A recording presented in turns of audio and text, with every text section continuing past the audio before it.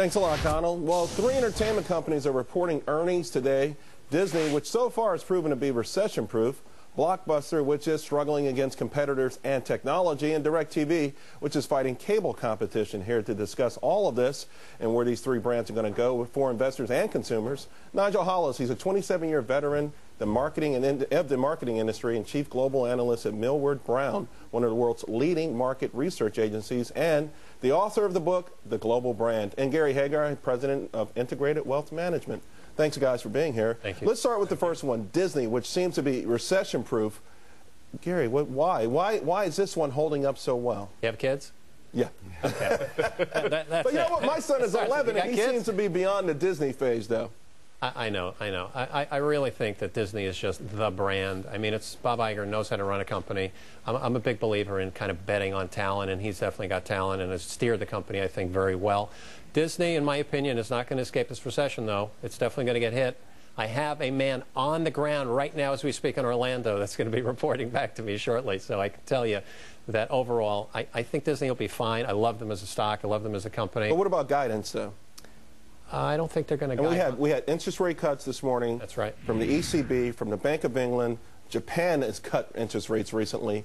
The world's sinking. Can they survive? Well, let me ask you, Nigel, from a global perspective, are they going to be able to hold up? I think absolutely they're going to be able to hold up. One of the things that we see in our research data over time is that brands that create a strong relationship with their end consumer hold up far better, both in business terms and also in share performance over time. So I think they're going to do well in the long run. Short term, there may be some pain.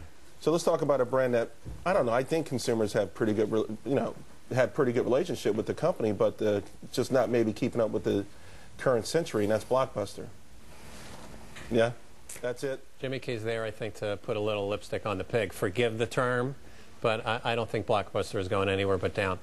I really do. I think one of the fundamental things about a company is you need to keep up with the times. And here we have a company that's sort of lost track of where things are going in terms of their business model. You can't have a strong brand without a strong business model. But was there a way for them to keep up with the times? I mean, could the technology, aren't there certain industries where technology just develops and there's nothing you can do?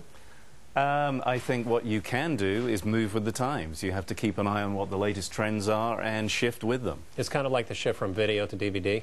The guys and the chains that decided they were going to stay with the old versus the new really got trampled. And I think what happened with Blockbuster is they thought that their vision, the big stores, the retail side of it was going to hold up, and they really didn't see all of the bandwidth that was coming that was going to allow people to basically get a movie online. There's talk about them recently perhaps merging with Circuit City or something. If they sold electronics to get the foot traffic, would that help?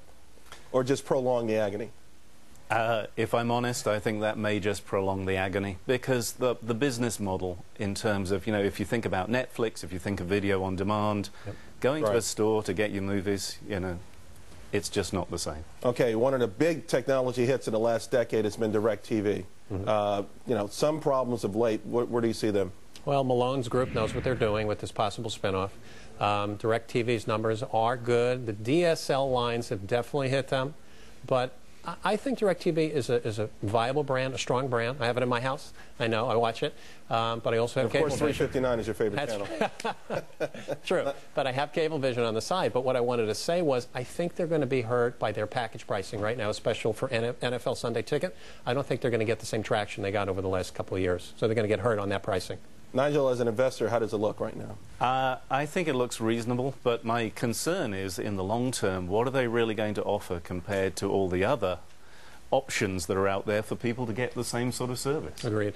Okay, thanks a lot. Nigel Hollis and Gary Hager, thanks for joining us this morning. Really appreciate your insights. When Money for Breakfast returns.